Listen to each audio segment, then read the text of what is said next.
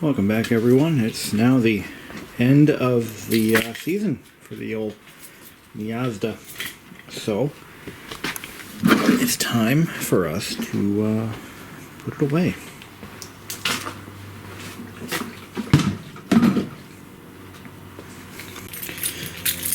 So what I typically do when I park this car for the season, which is a period of approximate... Oh, wow, there's my jacket. For a period of about, let's see how many months. So we're going to park it for all of November, December, January, February, March, April. About 6 months. We'll take this car off the road. I got to get this tank filled, so I'm going to put it in there. What I'll do is I'll fill the fuel tank to absolute rim, and I'll throw in a nice healthy dose of stabilizer. Generally, I'll change the oil, but the oil in this car still has another 1,000 miles to go. I've only put about 2,500, maybe 2,500 miles in the car this year. Actually, more like 2,000. So I'm not going to bother changing the oil right now. But I also make a list of all the things that the car is going to need for the following year, and try to get as much of that done as I can over the winter. So in this case, the car definitely needs some suspension work. I talked about this last year as well. The shocks on all four corners are just absolutely junk. They're original. The car's got 66,600 miles or so on it, so... but it's not really the mileage, it's the age. You know, the car is 27 years old. Or 26 years old, I think. I forget. But, you know, so the car is getting up there in age. So, you know, it's time to deal with things like that. I've already addressed all the age-related engine stuff that the car is ever going to need. At least as long as I own it.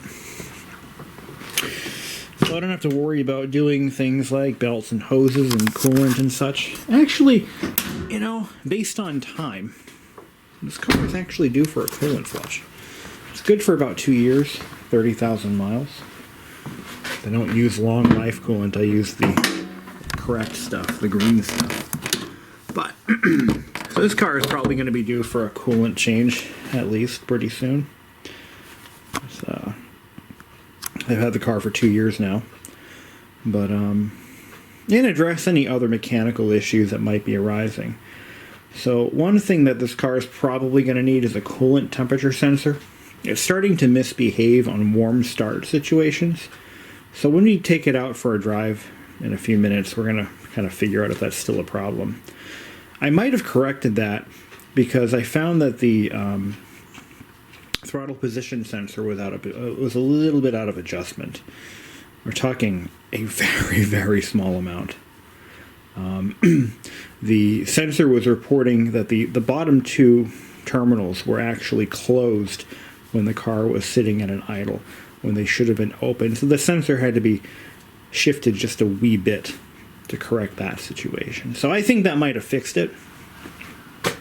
And what else have I done? So yeah, I did all the belts and hoses and a radiator and all the fluids front to back when I bought the car 2 years ago. So I even did a master cylinder and slave this spring. And the tires, I put those on this spring, and again, I put like 2,000 miles in the car since then, so these will be good for a long time. As a matter of fact, this car is driven so little that the tires that were on it when I bought the car were about 9 years old, and they were still good tread-wise, but they were kind of starting to, you know, show some degradation because of their age, and they were Chinese tires, so they're pretty crappy anyway. So I replaced those with a set of Toyo Eclipses, and I'm very happy with these tires. But the interior has been cleaned, you know, vacuumed and such. But we got to go to the gas station. I thought maybe I could take you guys along, and this will be the last drive of the year for this car. So let me find my keys. put them in my pocket, I think. Where the hell did I put them? Oh, whoops. I'm always doing that. The other thing this car needs, aside from suspension work, is I need to have the car buffed properly by a professional. It really needs it. You can't really tell in certain lighting, but trust me, this car looks like it's 100 years old under the right lights, or the wrong lights, depending on how you look at it. So let's see what's going to happen. So I haven't driven this car in about 2 weeks, maybe 2 weeks. But you know what? 20-year-old Japanese technology is basically infallible. They always run. Start right up. All right. Turn that off.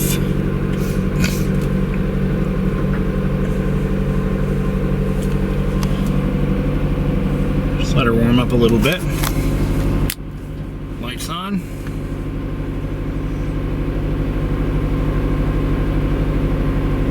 You know, one of the things I'm finding about this car is when it's cold, because car has no sound deadening of any kind, and rubber bushings and mounts for things tend to get rigid when they're cold. This car is really rough to drive in cold weather. It's actually not that bad right now. It's probably in the mid 50s or low 60s today. I'm gonna let it idle down for a little bit, maybe.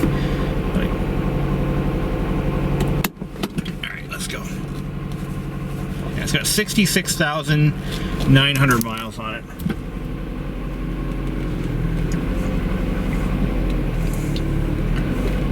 But what it was doing is, when I would start it up, when it was warm, you know, after driving the car for a little bit, it was stumbling for about a good 15 seconds, and then like a light switch is flipped on, the stumbling just totally went away.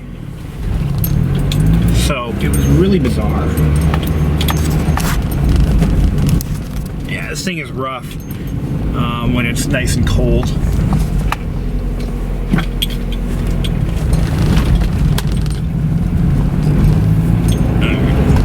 Yeah, I gotta fill my gas tank for the snowblower. Also, driving this car with the roof closed is kind of a fun, miserable time. This thing begs to be driven with the top up, I mean down.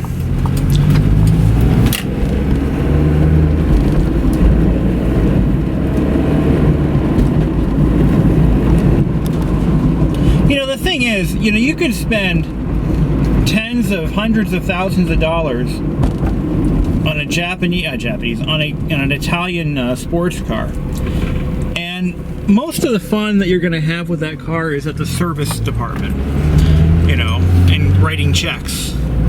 But you buy a 25, 30-year-old Japanese sports car, or a roadster, whatever the case may be, and you know what? You really get your money out of it. I mean, as far as enjoyable driving pleasure and time behind the wheel, I could daily drive this car and it would do just fine. What I love about these Miatas, specifically the Miata, is that it's built very simply with tried and true materials and technologies of the time, and there's nothing exotic or amazing about it. But the way Mazda put all this stuff together into a package that was basically one of the most affordable sports cars ever built, aside from maybe the Geo Storm, you know, it just, everything works so well together. You know, this car is, you know, 27 years old. And it's, I mean, yeah, it's getting old and it's getting rattly and noisy and, you know, a little rough around the edges here and there. But I can fix all that pretty cheaply. I mean, a set of 4 shocks and shock mounts is going to run me about 600 bucks. And all it's going to take is a little bit of my time. If I had gone through with my purchase of buying a BMW Z3, which is what I was really going after, I would have spent more money on the car to start with, and I'd be spending 2 to 3 times as much money on parts. And that sucks. But yeah, I'm really not driving this car that much. This year, like I said, it had about 67, 66, it had 65, 64, 680 miles. That was in the springtime when I changed the oil. So it now has 66.9, and now we're closing out the season. I really did not drive this car that much. And it's actually a little surprising. I thought I drove it more than that. But one of the things I've got to consider is I no longer live, 10 hours from where I work. So, I didn't have to deal with long commutes or anything like that.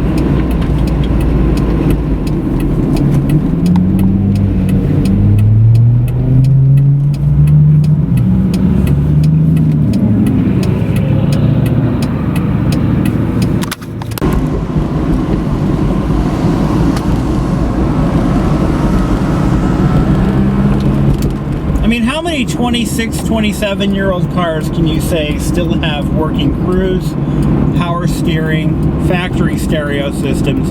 Okay, I did replace that, but it still works. Air conditioning, and a smooth as glass shifting manual transmission. And it doesn't even skip and sputter and hesitate and drive like a piece of crap. I mean, Mazda really did something right with this car. They really did. And if I recall, this car was designed during the Japanese economy bubble, where the automakers were just spending money like water and building some really cool stuff. Really, all Japanese makes back then were really doing some pretty cool stuff. And they were spinning off luxury divisions. And I believe Mazda was going to be doing the same thing until the bubble burst and their plans were nixed. But Mazda had actually planned on a luxury division like Infiniti and Lexus and Acura. But like I said, their plans were pretty much blown away, and the Miata was supposed to have something to do with that. I believe it was supposed to have it was supposed to be the basis for one of the models for that luxury division. That never came to fruition. As for the so getting back to Earth here, like I said, missed a shift. This car is going to need some work. I believe I have an exhaust leak, which doesn't surprise me. The exhaust is original, and I believe the leak is either pre or post catalytic converter. So what I'll probably do is this winter I'll put it up on ramps or something, or maybe in the spring, and I'll cut the bolts off, and I'm going to replace both gaskets. The exhaust pipes themselves are rust-free, completely rust-free. It's really incredible how clean and rust-free the exhaust is in this car. But this car has never seen winter driving. It's never seen salt. It's really been a sunny day cruiser almost its entire life. And so things like the exhaust system are actually still in very good condition. Hell, the convertible top, which my uncle confirmed to me that it is the original top, is in remarkable condition. It's really surprising how preserved this car really is. And if you live in New England or in the Rust Belt states, you know what I'm talking about. You don't typically see cars this old that look like this. So, that's kind of why I sprang for this particular car rather than buying something, for a couple $1,000s on Craigslist. which is going to have rust holes and major structural damage. But anyway, so we're going to find out so I'm going to hit the gas station, and when we start it up after I fill my gas can, I don't need to put gas in the car, it's completely full. But once I fill up the gas can, I'm going to start it up, and we're going to see if it malfunctions again. Like I said, I readjusted the idle speed, and I repositioned the throttle position sensor. So that probably solved the problem. So this is what it's going to do. No, it didn't do it. No, it did exactly what it's supposed to do. You gotta let it sit a little bit longer maybe, and then try. Let's go for a quick drive. Top up, of course. So I got my little gas can filled. Happy joy. So now I have enough fuel to clean up all the leaves. So that's nice. All right.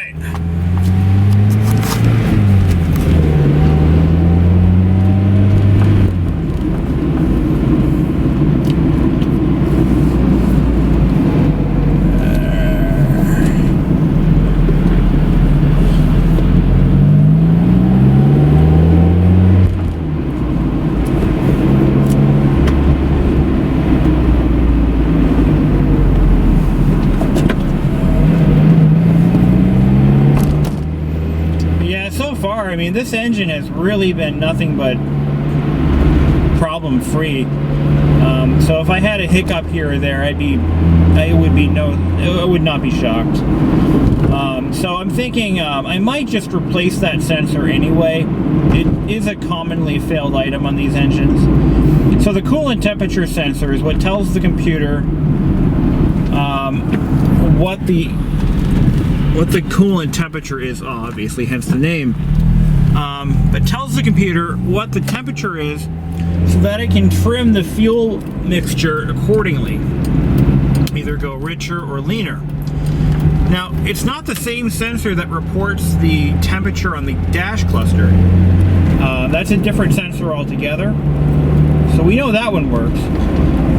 One next to that could be failed. And what it's going to do is, depending on what the failure mode is, it can report the wrong temperature, which will cause the engine to run too lean on a warm start or too rich, or whatever the case may be. It is a known issue, and based on the symptoms I've looked at or I've described, it's not implausible. So it's not a very expensive part, and it's not terribly difficult to access. It's behind the engine, just below the coil packs, and I might just give that a try. Other options might be the idle air valve, or IAC, idle air controller. Basically, it's a computer-controlled vacuum leak, is what it really is, or a throttle bypass valve, and those, those can fail, but I don't think that is the case because it does function, does its job, and it does it well. So, but it's not doing it all of a sudden, which is, all too infuriating. Maybe I fixed it. Maybe I did. I also cleaned the idle air control valve. I sprayed some choke cleaner in there to get rid of some of the buildup. Yeah, when this car gets cold, I'm talking like below 60 degrees, you start to get dash rattles because the plastic isn't as flexible as it normally is. Things get noisier, and that's what we're hearing now. I'm hearing a bit of a dash rattle that I've never heard before. So, that's pretty typical, even on some newer cars.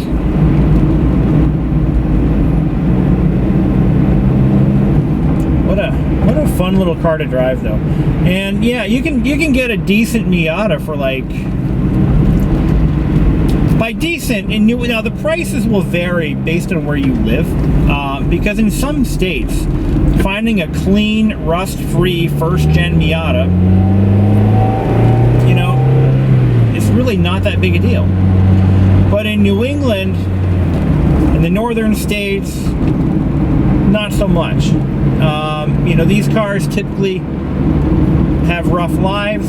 Some of them get driven in the winter, and once that happens, all the typical old car shit starts to happen, where they begin to rust out, they fall apart, yeah, they get harder to work on because all the bolts and nuts and fasteners underneath the car and in the engine bay, they rust and they break. Nobody wants to touch them. You know, they develop structural problems, suspension rot. Yeah, it's not a pretty picture. So a car that's in this condition commands a bit of a premium. But if you live in one of those states where, you know, cars just sort of sit around forever, you could probably pick one of these up for $2,000–$3,000 in really good shape. So maybe you might need a paint job, might need some interior work, but you can get a solid car.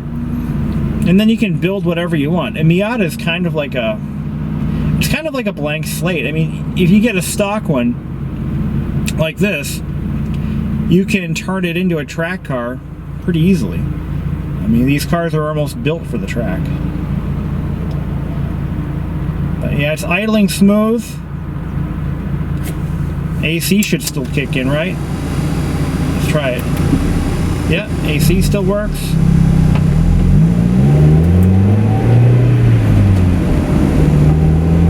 These freaking lights, man. Power windows still work. That's the other thing. I wasn't really looking for one that had all the bells and whistles and toys. It just sort of happened that way. I ended up with a car that had almost every option except for anti-lock brakes. It's got the limited slip differential, which was pretty common on the 94s. You know, the leather interior, but it's not just any leather, it's the beige leather on red, which I really like. The red exterior. Kind of reminds me of an old Italian sports car, even though it's totally not. This is my last drive. I'm not going to drive it again.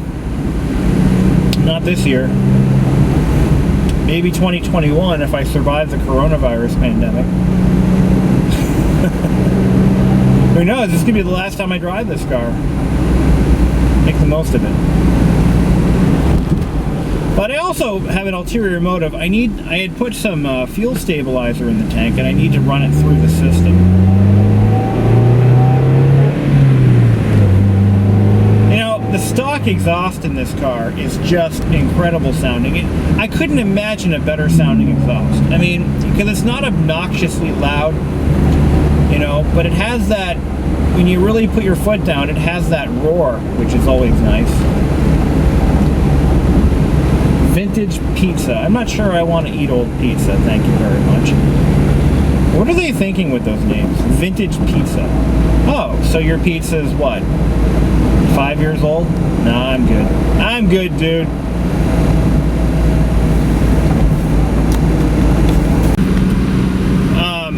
So I'm driving around, right? And the suspension, it's like it's getting worse. I just went over a bump and this car just felt so dead. Just like there's nothing there. So, yeah, I'm gonna do it. This is the year for suspension work. Assuming, of course, I survive the coronavirus. But, yeah. The window up.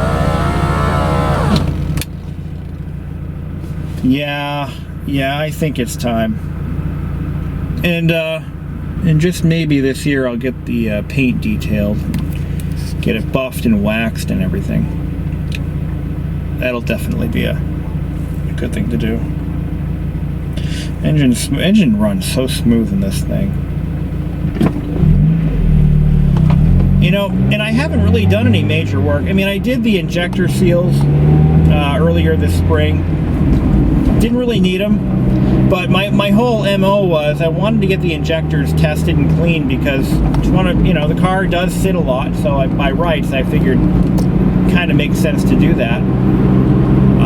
And why put it back in with the old seals, right? So that's kind of what happened there.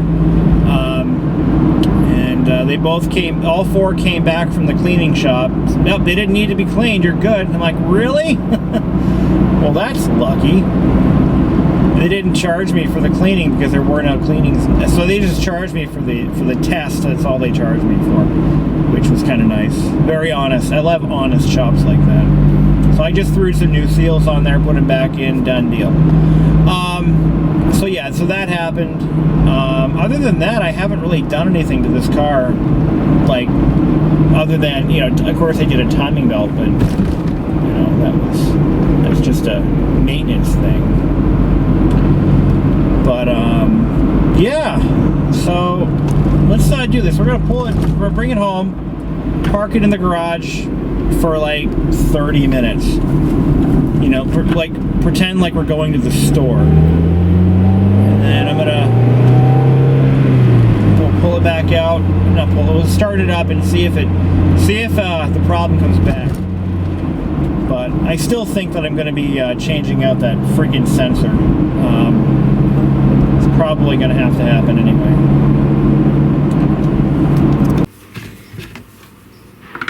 Just a spoon full of stabilizer. Helps the liquid dinosaurs not go bad. I always put stabilizer in the utility gas can because you never know how long that gas is going to sit around for before it gets used. So, cheap insurance for fuel-related issues. So anyway, we got the car all nice and hot and bothered, so we're going to try to start it up in about half an hour. So let me set my timer on my phone.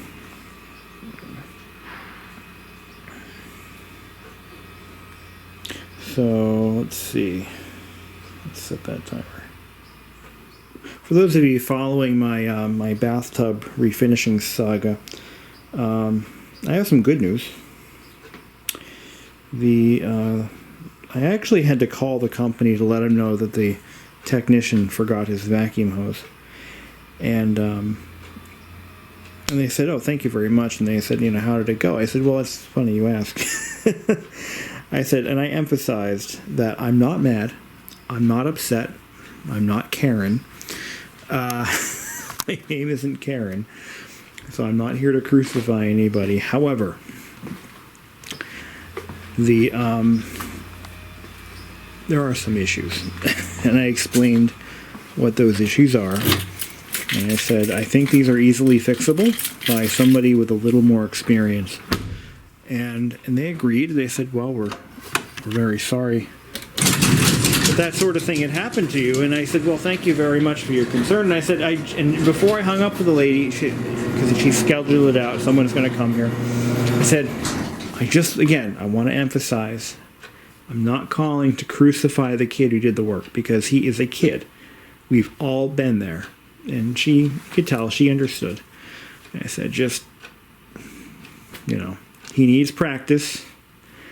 Don't fire the kid. Don't give him a hard time. But he does need more experience, and he really needs to take more pride in his work. When you enter somebody's home and you're performing a service for the homeowner, there's certain expectations, and you want to make sure that he understands that a house is something that you intend to, it's an investment. It's your biggest and usually your largest investment. And when you have stuff done by a contractor, you expect it to be done a certain way. And, if this were a rental house, I'd be like, whatever, I don't care. It's not a rental house. This isn't some, flop house that I make money on the side. Don't know. This is where I live, man. So anyway, we got fresh gasoline for the leaf vacuum for the fall, because we have an oak tree that likes to make my life a living hell, and is really good at it too. And there's a stabilizer in there, so I'll put that down. I had to just, maybe we get the snowblower fired up. Let's make this a fun video. Alright, so this is my old Toro snowblower. Yeah, she's a little dusty. Let's get some light on here, on the situation. Da-na-na-na-na. Dry as a bone. Da-na-na-na-na. Dry as a bone. You fill me up with hydrocarbons. Anyway, let's wheel this sucker out and see if she's going to start. Okay, this usually starts pretty easily. Let's see. Choke.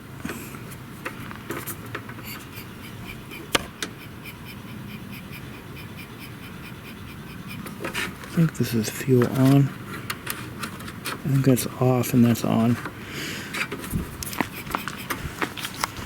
Here we go.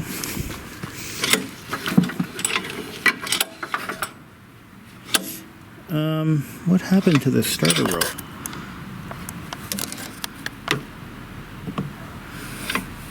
Like, seriously. What happened to my starter rope?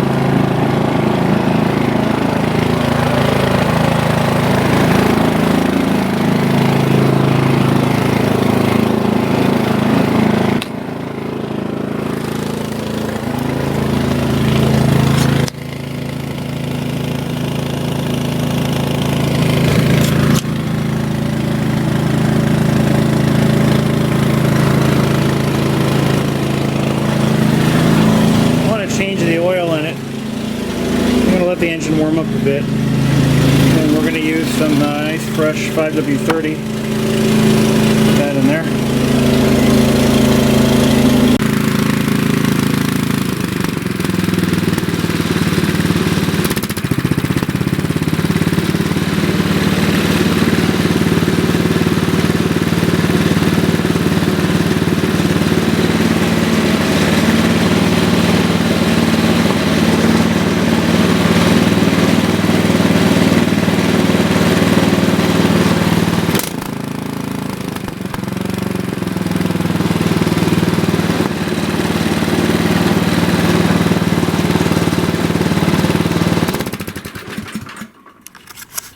Okay. Parked it at an angle so it'd be a little easier to do. Assume the service position, and we'll take that nut off and let her fly. Let's see what that oil looks like. I don't expect it to be that bad. I just did the oil in the leaf vacuum, and it wasn't really bad. It's actually quite clean. Just gonna do a trick for this one. Probably looks like a 10, maybe. It looks really small. Like, yeah, like a 10. Let's see. Yeah. I've done this once before on this machine, so I know what I'm doing. Put the camera down. See what that oil looks like. Shiny. That's what the that's about what the first oil change looked like after. And well, I mean, that's pretty normal, but it is shiny. I guess that's okay. Doesn't smell too gasoline-y. But I'd say it was probably not a bad idea. I got 20 ounces out of it. I think that's actually the capacity, so I'm just going to put 20 ounces back in. I think that'll be enough. I guess what that really shows is that this engine is still breaking in. I mean, well, I bought it in, I think I bought it in December, early December of 2018. I used it for that year. I changed it at the end of that year. No, I changed it actually.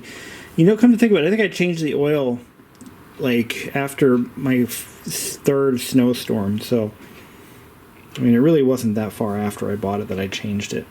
And then this has been in there ever since. So I've gone through almost 1.5 winters with this oil. So probably changing it wouldn't be a bad idea anyway. So let's measure out 20 ounces of Castrol. 20 ounces out, 20 ounces in. Look at that. Doesn't that look so much nicer?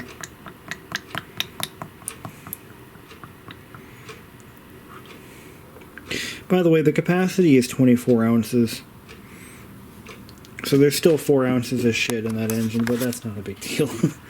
Alright, let's fill her up.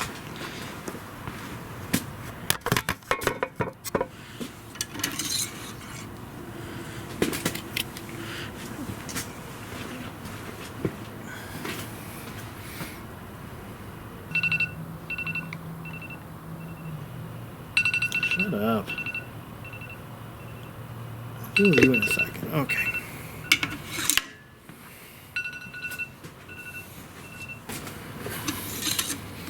That's close enough.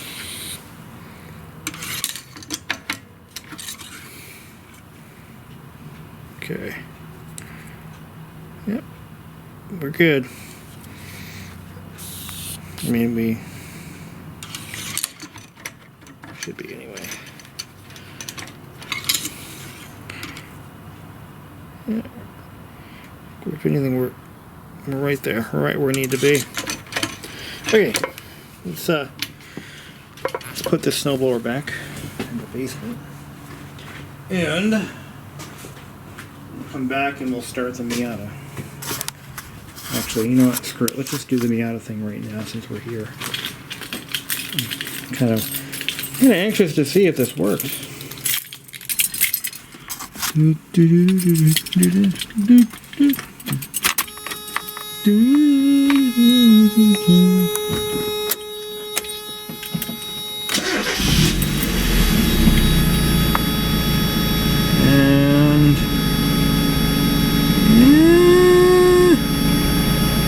a little bit.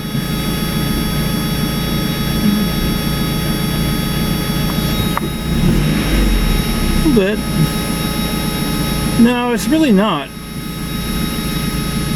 It's not acting out. It's running a little rough, though. Feels like it.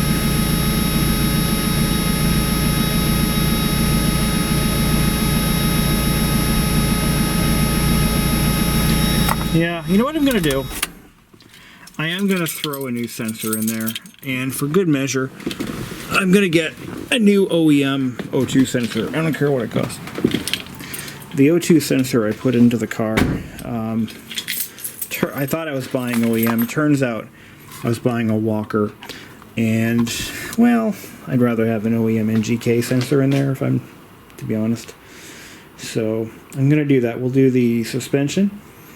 We're going to do the shocks, the shock mounts, sway bar links, sway bar bushings. I'm going to do the catalytic converter gaskets on either end. I'll tear those apart. One of them's leaking. I'm not sure which one. We'll see which one's leaking.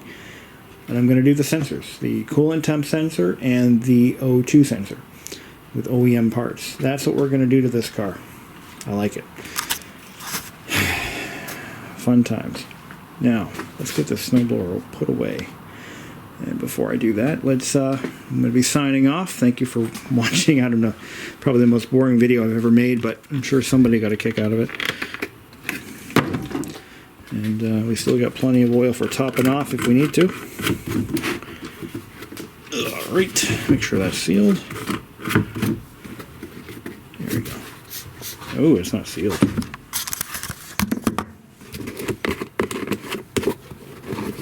There we go. Put that on the shelf. I'm gonna get this stuff, bring this to the auto parts store, get them. Auto parts stores will take your oil, by the way, if you don't know. Don't dump it down the drain. Bring it to AutoZone. Really, every auto parts store that I know of will take oil, at least in New Hampshire. They don't take coolant, but they'll take oil. And any oil-based chemicals, too. Little fun fact. But the problem is these oil jugs, because oil eats plastic, like this lid doesn't seal anymore. So try not to fill these suckers up too much because they'll never seal again. But this is starting to get a little full. I just did the lawnmower.